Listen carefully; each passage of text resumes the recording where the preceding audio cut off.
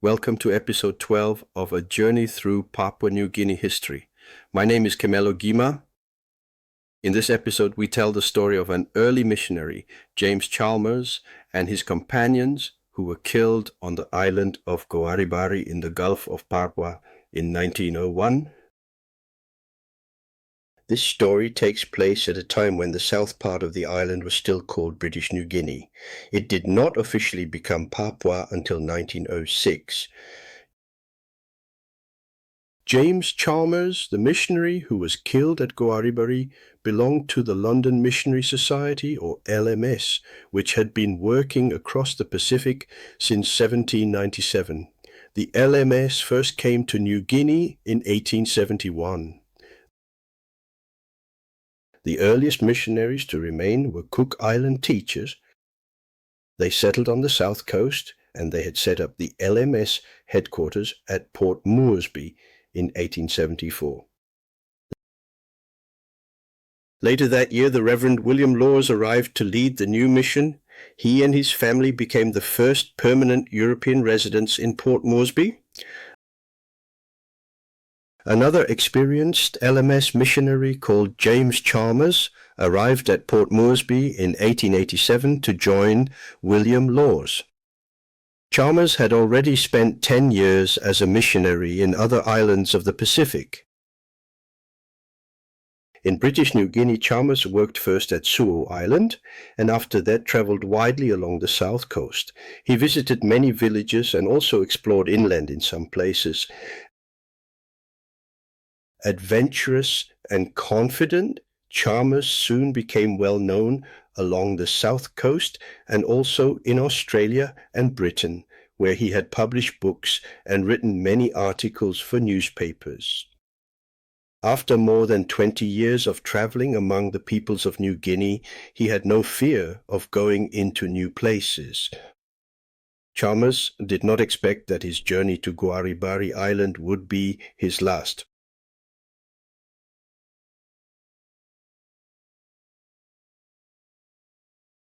On the 1st of April 1901, after more than 20 years in New Guinea, the 59-year-old James Chalmers left Daru aboard the mission schooner Niue.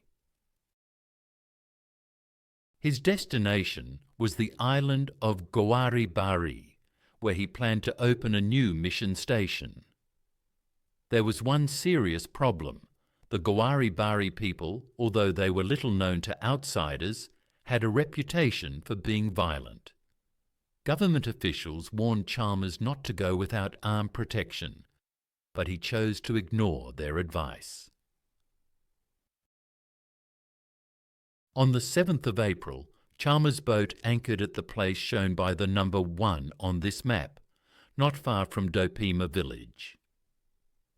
Canoes quickly surrounded the ship, and the islanders called for the visitors to come ashore. Chalmers promised he would come the next day. At dawn, Chalmers left the ship in a whaleboat with Oliver Tompkins to go ashore accompanied by the villagers. A local teacher named Naragi and 10 mission students, most of them from Kiwai Island, went ashore with them. Chalmers told the crew they would all be back for breakfast. As soon as Chalmers and the others had left the ship, Goaribari men from their canoes climbed aboard the mission boat. They stole everything they could find, while the crew was powerless to stop them. The crew waited for Chalmers and the others to return.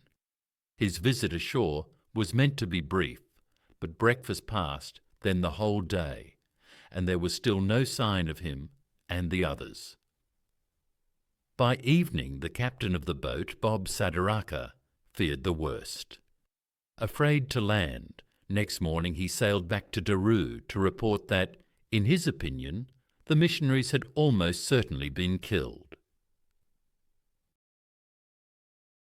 When the news broke, people in the colony and in Australia were shocked, as shown by this newspaper headline in Australia. Although Chalmers was not the only one killed, he had become a prominent and trusted figure, known far beyond the mission itself. The Lieutenant Governor of British New Guinea, George Leigh Hunt, felt he had to respond, both to recover the remains and to show that such an attack could not go unanswered. He made immediate plans to lead an armed expedition to Goaribari. He sailed from Port Moresby on the government steamer Merry England, accompanied by 2 smaller vessels. About 50 armed men went with him, including police, officials, and several missionaries. Leigh Hunt gave orders to confirm the deaths and recover the bodies or skulls, and then arrest the killers. He was furious about the killing of the missionaries and told his police that if the Goaribari even aimed arrows at them, they were to open fire. They anchored near the island, shown by the number 2 on this map, and rowed ashore in smaller boats. When they approached the villages, the Goaribari people tried to stop them entering, and the officers and police began firing their guns. Pieces of the missionaries' whaleboat were found. Proof, Leigh Hunt believed, that Chalmers and his companions were dead. He ordered more destruction, and the police burned down several giant buildings called dubus and destroyed more than 100 war canoes. In his report, Leigh Hunt said that over 2 days of fighting, 24 Goaribari people were shot dead and 3 wounded. Only 1 man was captured, a man from Dopima village named Kamari. Through a policeman who spoke the language, Kamari told them what happened. He said Chalmers, Tompkins, Naragi, and the 10 mission boys had all been killed, cut up and eaten. He gave the names of those he said had killed the missionaries and young students.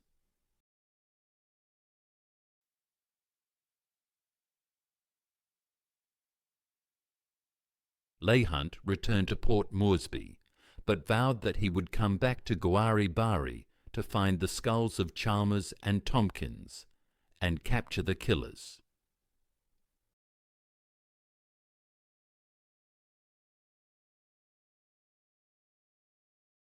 He kept his promise. He returned to Goaribari in 1902, but because he announced to the people that he had arrived in peace, he did not want to break his word by using force. The villagers handed over a skull said to be Chalmers, but Tompkins' skull was still missing, and Leigh Hunt did not try to arrest any of the men who had killed the missionaries. In 1903, Leigh Hunt left New Guinea, and he was replaced by a young judge called Christopher Robinson. Robinson was made acting administrator until a more qualified person could be found. He was disappointed that Leigh Hunt had not arrested the killers of the missionaries or found the skull belonging to Tompkins. As the new man in charge, he believed it was his duty to complete these tasks. He decided he would sail to Goaribari and capture some of the men as hostages. He thought this would force others to give up Tompkins' skull and surrender the killers. Robinson sailed from Port Moresby on the Merry England and arrived at Goaribari on the 5th of March, 1904. He had 40 police and several European officers. The villagers, thinking the visitors had come in peace, came aboard the Merry England to trade.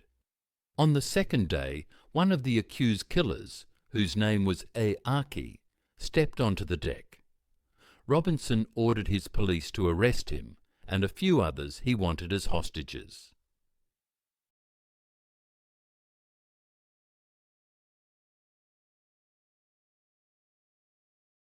Immediately, there was panic everywhere. Arrows were fired from canoes. Police and Europeans answered with rifles. What followed was a massacre. Men trying to swim or paddle away were shot. 6 were captured, but the villages were deserted and Robinson's plan collapsed. Tompkins' skull was not found.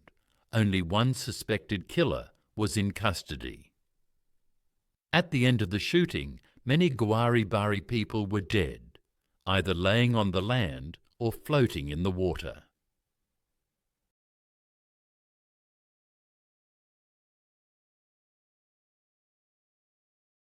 The killings did not remain hidden. The missionary Charles Abel, who was at Quarto Island near Milne Bay, was horrified when he heard the news.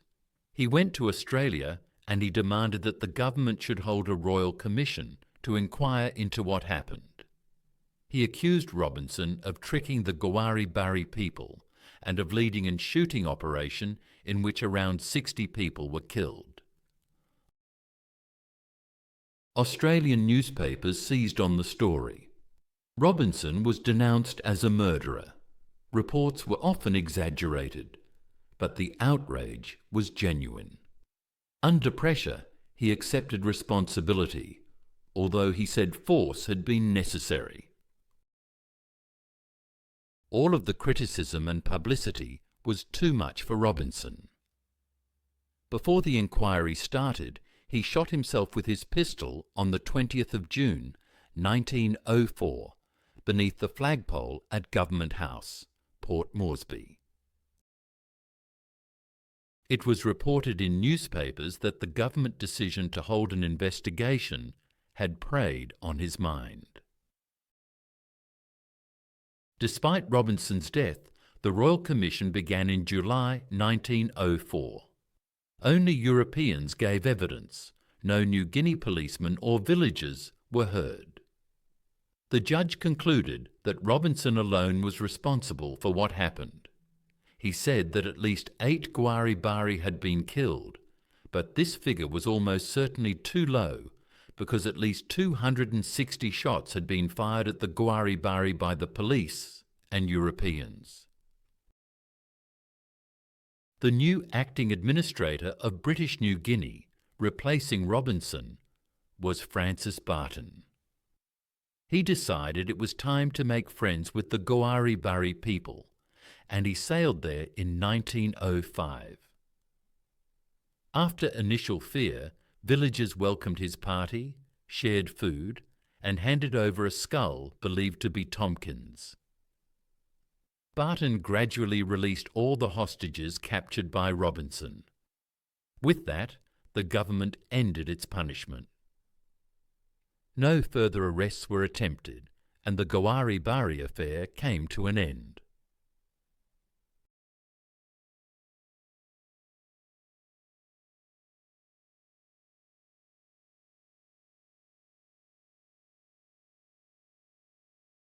The story of James Chalmers tells us more than the fate of missionaries. It shows how fragile understanding was between New Guineans and the colonial world that was taking control of their land. The government believed it was restoring order, yet the punishment that followed fell on whole communities, not only on those individuals who were responsible. In the 2 punitive expeditions, many innocent people died, and a deep wound was left at Goaribari, a wound that would be remembered for generations. Chalmers came with courage, deep faith, and good intentions. He believed he was bringing something good, and he paid for that belief with his life. Yet he was also part of a wider system that did not truly understand the people it ruled. In our next story, we will hear a very different voice, the voice of Hosea Ling of New Ireland. Besides being a notable religious figure, he was the first Papua New Guinean to write a book. Through his writing, the story of this country begins to be told from within, not only from outside. I look forward to seeing you for this important episode, number 13 in our series, A Journey Through Papua New Guinea History. Goodbye for now.